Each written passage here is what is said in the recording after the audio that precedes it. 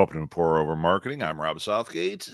Nice and early today, and I'm a little late. I hit my go live button, and it just kept not pressing. But here we are.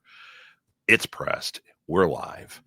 So I've got things on my mind today, and I want to go through them. And I also want to give you a heads up. This is going to be a little bit shorter episode. We've got a lot to do today. So depending on how many people show up, this may be the lost episode. If we do get some people, we'll probably end at 8:45, so a little different than usual. So what's been happening this week?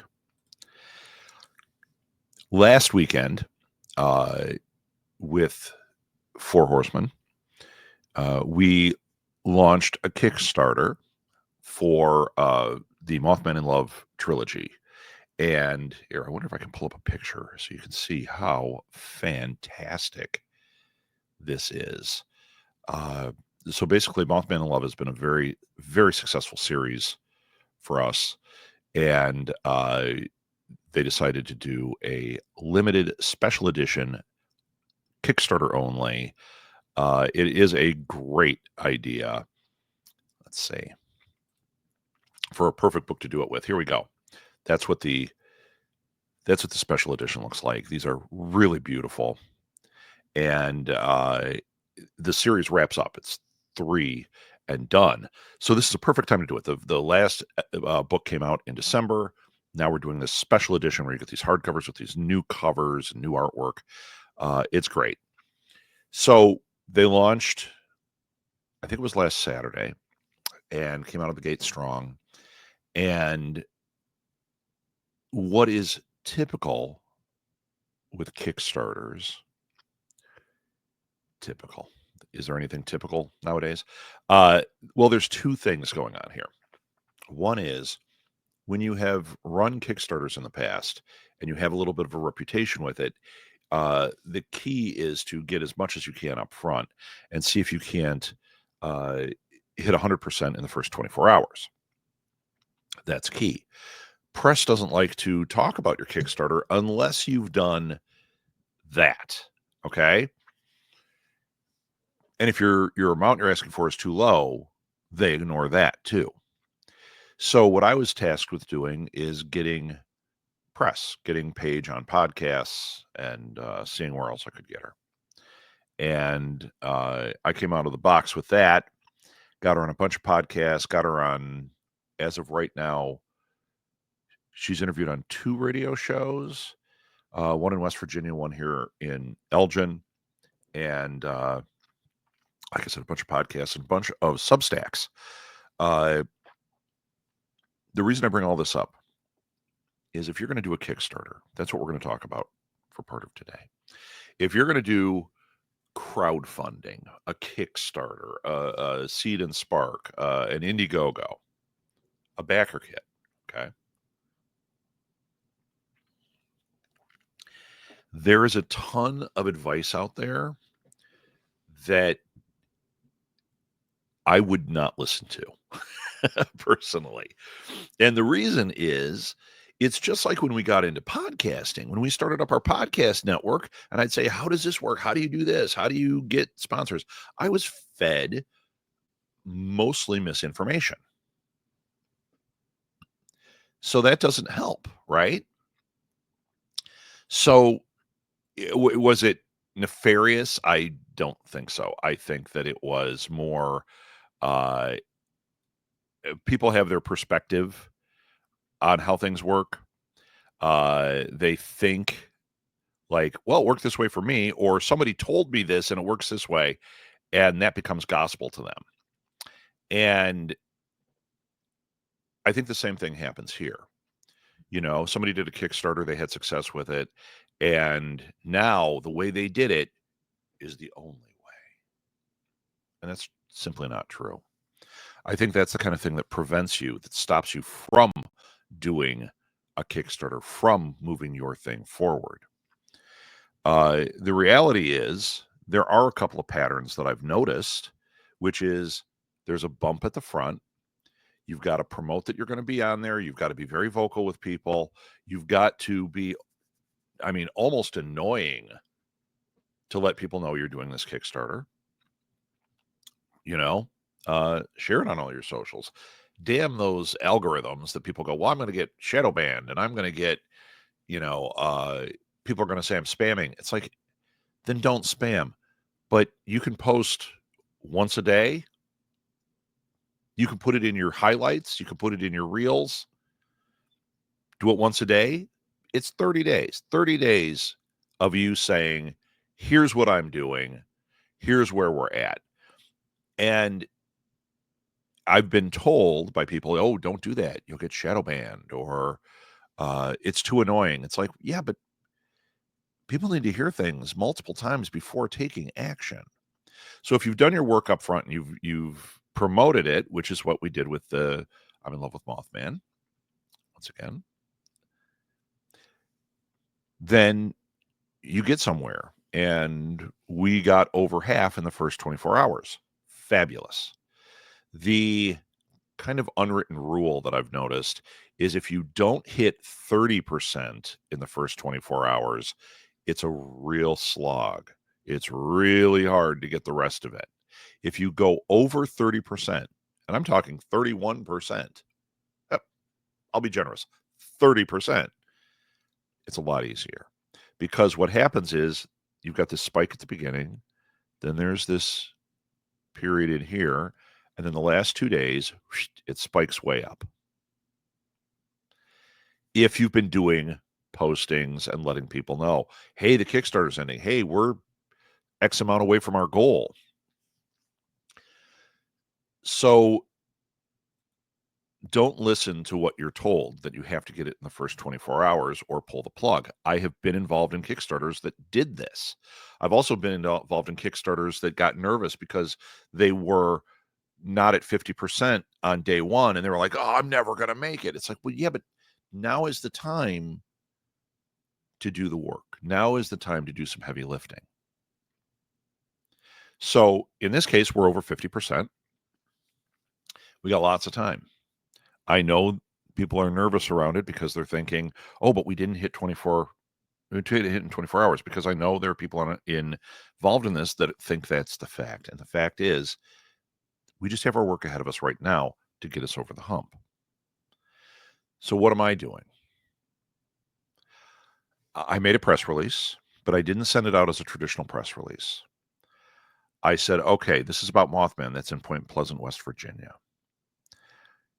The author, Paige Lavoie, lives in Orlando. I went to both markets, did a 50-mile radius of those markets, found all the radio stations and found out what the shows were, and sent them the press release and said, hey, would you be interested in having Paige on as a guest? Contact me. I'd love to get her on. Believe it or not, there aren't that many shows. There aren't that many stations you can contact, because you're not going to contact everyone. I'm not going to contact like a super right-wing show or station, because they don't have this type of guest on. That's not a political statement. That's the truth. I'm not going to contact the local classical station because they don't have this kind of content. That's no judgment on the music. That's a judgment on, not even a judgment. That's reality. They don't have a guest on. Doesn't mean you can't look at something like a classical station and go, do they have a morning show? And is it where they talk a little bit? Maybe they do have a guest, like they're trying to be an NPR type classical station or country station or jazz station or rock station. Look for morning shows. Look for afternoon drive shows. Look for midday shows. And I sent out inquiries. Once again, it was not very many. And I got 2 back right away in West Virginia. One of them's already had her on. It was a great interview. They've posted it. It's fantastic. I think if you go to the I'm in Love with Mothman Kickstarter, this one, I'm in love with Mothman. If you go to the I'm in Love with Mothman, or Mothman in Love, I think is the name of the trip. Hold on. Hold on. Let's do it this way. Let's close this. Get rid of that. Stop sharing. We're going to share a new one. Aha.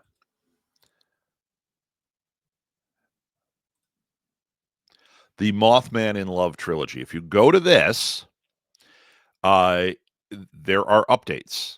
This is something I absolutely love. When you go to the update section, that's where you can see there's updates about how the thing is going, where page is appearing, if there's anything added. So once we hit the goal, they have stretch goals, and that's where you're going to get information about stretch goals and things that are going on.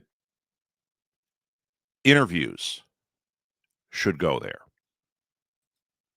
So if in this case, if you're doing a Kickstarter and you're able to get yourself on a podcast, you make sure you embed that as an update. In this case, I believe that one of the 2 radio station videos is already there. Throughout the month, I want them to put updates often. It doesn't have to be every single thing, but if you get a good one, you get a really good interview, definitely do it. Now, that doesn't mean ignore the other ones. If you get 50 interviews, I mean, that would be unbelievable. Make sure you're using all 50 to your advantage. Put some of them on as updates on the Kickstarter and use a fair amount of them there. Put it on your Facebook page. Put it on your LinkedIn. Share the interviews in the different places and say, hey, if you'd like to see other interviews, if you'd like more information, go to the Kickstarter for Mothman and Love Trilogy, right? Because people really respond when they get to see and hear you. Now, in this case, it's the author, and we want her to, she's like a Disney princess come to life. So when they get her on video and they get her talking, it's really great. But maybe you're not a Disney princess. You still can go on. And if you share your story, a heartfelt version of your story that you believe in about what you're doing, you're doing a Kickstarter for, you're trying to start a music festival and you know all the details about this music festival. Who's the best person to talk about it but you? You may not be great on camera. You may not be, you know, camera ready or eloquent. That's okay. They're going to interview you, and a good interviewer is going to get that out of you. I've interviewed people that were terrified and that said, I stumble all over my words and I don't know what I'm doing on camera. And I ended up getting great interviews because I made it gentle and nice for them and talked to them and made them forget the outside world was there. And suddenly, boom, we have a really cool interview. You, as the crowdfunder, you need to use those. Each of these things is a tool. Somebody took their time to have you or your person on. Use it. Share it on social media. Share it in your newsletter. Share it on your Kickstarter. Now, once again, if you get 50 of them, like we've got, I don't know, probably 10 different things so far. I can't do 10 updates in a week that are all her getting interviewed because they're going to ask a lot of the same questions. What I can do is pick and choose a couple, one radio station, one podcast, put some out on LinkedIn, put some on Facebook, put some on Instagram, pick a good one for the newsletter or a couple of them for the newsletter. Hey, here are places Paige has been interviewed. Boom. And then maybe spread them out. You got, in this case, we've got, I forget how many more days. We've got 23 more days to go. 23 more days. So there's lots of space there to share content and put it in different places. Now, other strategy. You have to be heard. You have to share it. So we had a couple of Kickstarters, successful ones that we did. We did one for our book Pod Life. Oh, I was almost impressive and held it up. It's somewhere. I don't see it. We did a Kickstarter for Pod Life. It worked. We were able to pay to get everything done that we needed to do. So when we put that book out, there was zero cost left. It was all paid for. The podcast marathons, We needed equipment the one year. We said, let's do a Kickstarter for our marathon. It worked. We got into our stretch goals, which meant we were able to buy like some lighting things and some things that we didn't have at all and no budget for. And the Kickstarter allowed us to do that. But then on Podcast Marathon 6, we did a Kickstarter and we had everything fine-tuned. We knew what we were doing. It was a low amount and we knew, hey, this is going to pay for these couple of things. And we made really cool stretch goals. That one was going to be kind of the end of our network where we took all of our podcasters and we said, we're going to do one that is only you guys, nobody else. Because the other ones was more of a celebration of indie podcasting. This one we said, let's use our podcasters. They're all wanting to be part of this. It's our network's name all over it. We're going to do one that is just that. It was celebrating 10 years, I believe, of Southgate Media Group.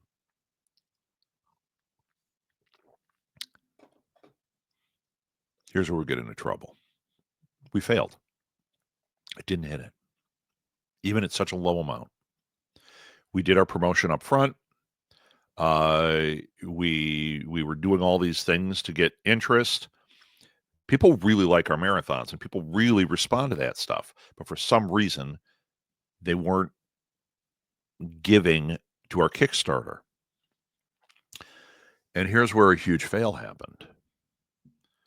I think we had most of the stuff right, which you would too. You would feel like, hey, we've got the right message. We're hitting value. We're spreading the word through our channels. But in this case, I couldn't get the podcasters that were part of it to even share it. So 15 days into a 30-day Kickstarter, when there were 0 posts about it, we pulled the plug. Now, I'm not saying this to complain about the podcasters or anything. I get it. This is how it works. With the one we're doing right now, I need to find a way to get the other authors in the company to realize a rising tide lifts all boats. Share the Kickstarter. Tell people about the Kickstarter. And that is how you will tip it in. And in the case of our marathon, they just felt like I was doing it and they were seeing so much of it that they thought, oh, well, it's spammy, it's too much. But don't think that. You, the individual, or you're the Kickstarter. Who do you have? Do you have friends that you could say, hey, would you mind even once a week posting about my Kickstarter? Share it, make a comment. Do it on your social media. Tell people, hey, my friend is doing a Kickstarter I don't know. He's doing a gallery showing and he's doing a Kickstarter to help pay for the space. Can you guys support him? Here's the link and here's the key to it.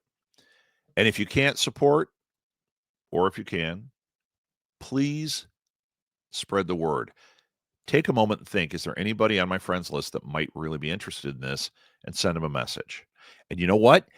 That is how you tip it in. That is how it happens. Sometimes it works. It didn't work on Podcast Marathon 6. It worked on the other ones. I still don't know why.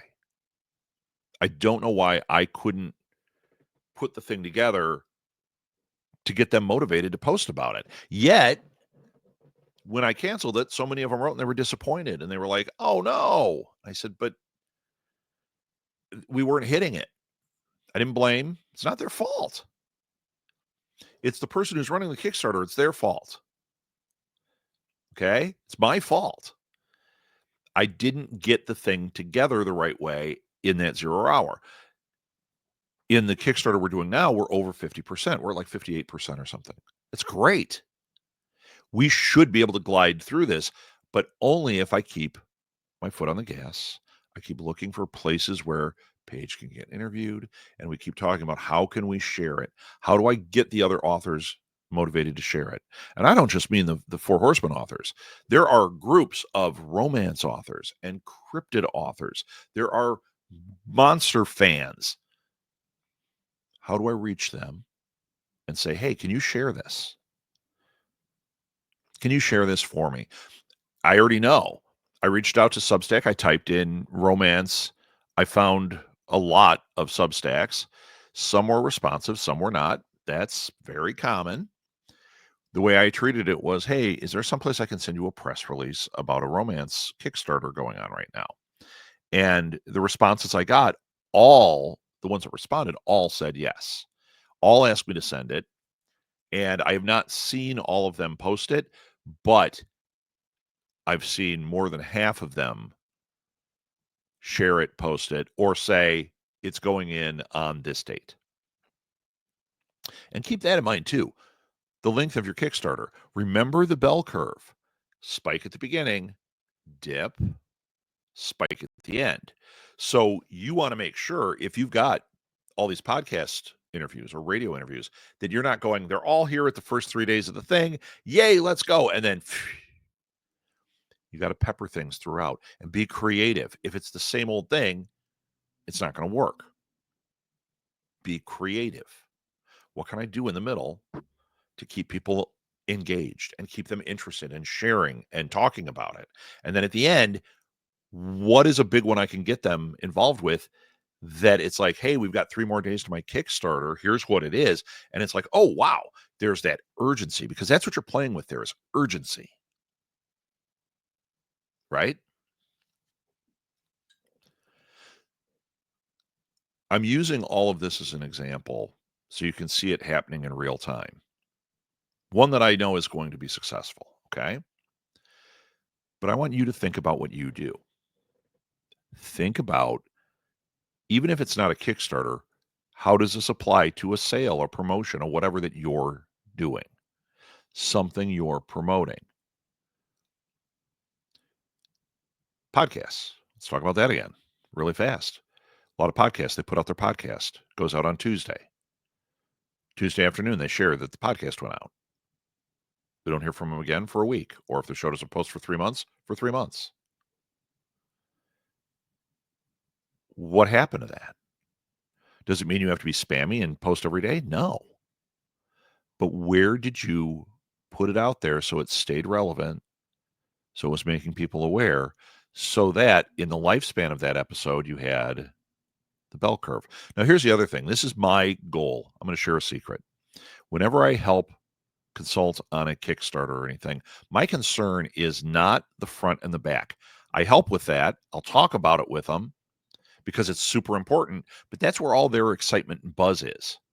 My whole thing that I focus on is what happens from day 3 to day 27. Can we get it so if it's a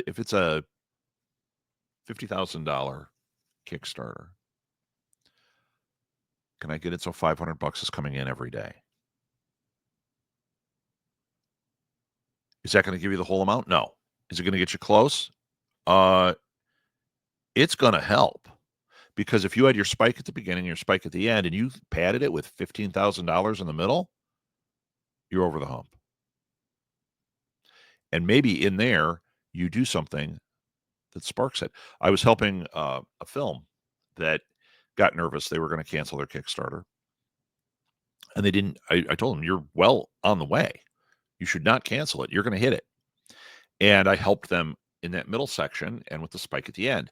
They had already launched, right? And they were getting nervous. They were thinking this isn't going to happen. And I was like, it's going to happen. You're there. I mean, it's up to you whether you're going to cancel it or not. I have nothing to do with that. But I can give you advice. I can give you advice based on reality that I've been in and done a bunch of times and witnessed. Because if there's if there's one thing I do, nothing I do.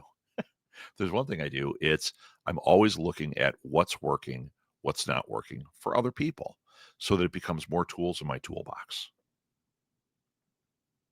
So I'm not just speaking out of my butt about my one experience and how that's the only way. No, I like to see what's actually working, what's relevant, right? So with them, what I did was I figured out they needed more exposure. People needed to know about it, and they had this really cool content and really cool people involved. So we did a Twitch like marathon halfway through. We did a 4-hour Friday night, 4 hours, had a bunch of interviews, played a game. They ended it by playing D&D as a group. They thought that was going to draw a lot.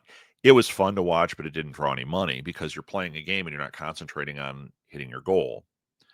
No slight to them.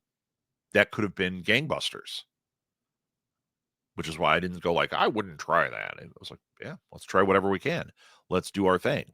What did work was they interviewed different people from the movie, a couple actors, a couple of people behind the scenes, and told their stories rather than just like, tell us about making the movie. It was like, so how did you get here? How is it that you're doing this? And you know what? They would pepper it with, remember, we have a Kickstarter. We're trying to hit our goal. Help these people make their dreams. And you would see these little spikes. It brought in about $5,000 for 3 hours on Twitch. Do they all do that? No. I helped another, ironically, film, and it didn't do that. We did 3 hours. That one, I thought the content was gangbusters, man. It was great. Brought in $100. It's like, it happens. It happens. It's marketing. If you think doing A will result in B, you already are behind the 8 ball. If you think doing A is going to tell me if I can do B, C, D, E, F, and then I need to try all those, then you're right. Because sometimes it works and sometimes it doesn't. You got to move on and keep trying, but try to move on intelligently. Don't just go scattershot. Try this, try that, try this, try that. If this is working, nurture it, but maybe keep looking at these things.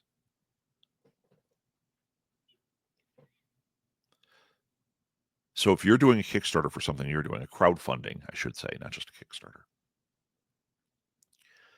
Make a plan, and for your strategy with social media, go ahead and make yourself annoying. You can always pare it back. But then do the thing that I was talking about. Figure out where's the network of people that I can get to share it, to tell their friends. Whether you can support or not, can you tell your friends? I'm going to challenge you guys. I mean, you're watching. There's the Kickstarter, Mothman in Love Trilogy, the collector's edition. I don't care if you're a romance person or what. You have people in your world that would probably love this, right?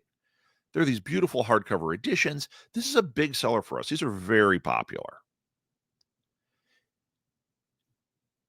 Go to Kickstarter or go to my page and just share that they have a Kickstarter and write something. Write, hey, my friend is involved in a Kickstarter for these romance books. I don't know if you're into that, but if you are absolutely going to fall in love with these. Something like that, right? You share it. You're helping. There's a law of reciprocity. You do that, somewhere that type of thing comes back to you when you're ready to promote something, when you've got something you want people to be motivated by. If I see, hey, you know, Dave shared this and made comments about it and it worked, even if it didn't work, I saw Dave was trying for me. Guess what? When Dave says, hey, I'm doing a live show at this theater, who's the first guy that's going to stand up and go, you know what? Go see my friend Dave. Go help him out. You guys, if you follow me on social media, you see me do that kind of stuff all the time. My friend's new album is out. Go pick it up. It's amazing. Guess what? When I did the Kickstarter, they jump in and tell their friends. Whether they can support or not, they share it one way or another. And if you're in a position where you have a blog, you're doing what I've been talking about, having a blog, you interview people. Hey, this is a chance. Invite them on, interview them. Even if you're not a romance blog, if there's a way to, I'm going to interview you about having your car detailed. I always use that example. My show is about car detailing. Have her on and say, hey, I found this fun Kickstarter. I wanted to make you all aware of it, but we're going to talk to her about car detailing today. that kind of thing works. There's a well, he died. There was a UFO, a guy that was very involved in that. Oh, I've got a book from him right here. There he is, the lovely man, Stanton Friedman. He is a nuclear physicist. Okay, the real deal. And he got kind of obsessed with the idea of UFOs in real life and would get called on talk shows and things to talk about it. He had a documentary called UFOs Are Real, where he gave his scientific argument about UFOs. And Stanton, who we did get to see speak, at the end of the day, was a working, living nuclear physicist who had a hobby of UFOs. And really interesting guy, right? But super sciencey nerd guy too. So when we started our network, I thought, what an interesting thing. He's always got all these books and videos and talks to promote. And I can tell he's a little uncomfortable with it, even though he's successful, because he wants to be back at his day job being a nuclear physicist. But he's popular in that world, so he does have to keep that engagement up. So I found an address. I wrote to him and I said, "Hi, Mr. Friedman. I have a podcast. We talk about all sorts of different topics. I want to invite you on, but not to talk about UFOs because you get asked that all day long. And not to talk about being a nuclear physicist because you get asked that all day long. I want to hear what your top 5 movies are. We could do it about top 5 UFO movies. We can do it about top 5 whatever, romance comedies, whatever. But I'd love to have you on." And he immediately responded. I mean, it was fast because this was, email. And like the next day I had another email from him saying, yes, I would love to come on. And he died like a week later. So it never happened. But I was thinking outside of the box. Now, why did I do that? Number one, I was doing it to promote him. Why was he doing it? Number two, he was doing it to promote his stuff. It gives him a chance. He goes on, he talks about movies, and then he says, oh, by the way, I have a book called Top Secret Magic. It's about the Majestic 12, and UFOs are real. And you can get it on my website. Hey, he got to promote, but we didn't sit there and talk about that. We talked about these movies, and it made him human. It made him engaging. I mean, it would have. Think outside of the box. You have something you do. If you can have Paige on just as a guest, and she could talk about whatever it is, UFOs, car detailing, great. Have her on, and then she gets to plug her thing. Now, why do you do that? Why does she do that? Why does she come on your show, and why do you do it? That's easy. There used to be a commercial in the 70s that people back then, kids especially, remember this. It was a Breck shampoo commercial. And they would say, how do we spread the word about how great this shampoo is? I tell 2 people, then they tell 2 people, and they tell 2 people, and so on and so on. And the screen would fill up. It would be 2 people, and then it would be 4, and then it would be 8, and then it would be, 16, and it just kept till the whole screen was filled with people. That is how it spreads. So, same idea here. I have Stanton on my show. My show might have 100 followers. He might have an audience of 10,000. Well, by being on my show, he just expanded his audience by 100 potentially, and you don't know who's in there. You don't know if in that 100 is your gold key. So it's worth going to the smaller well.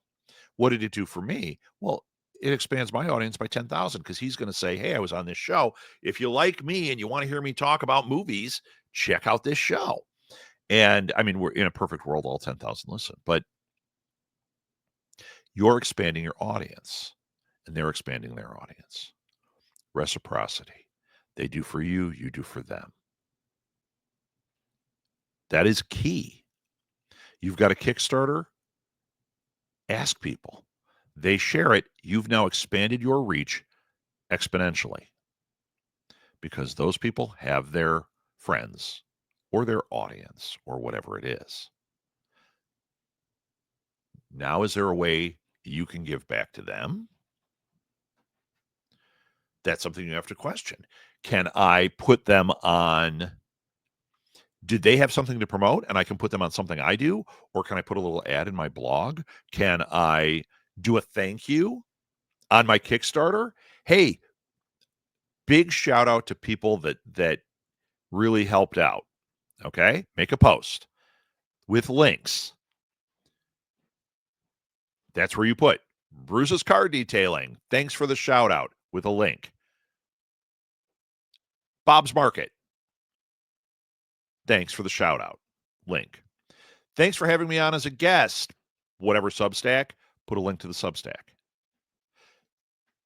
People do click on those links. People do follow them. If I'm a fan of Mothman in Love and I see these people all jumped into the fray and helped make this Kickstarter happen, well, I want to see who they are. Maybe I can support them.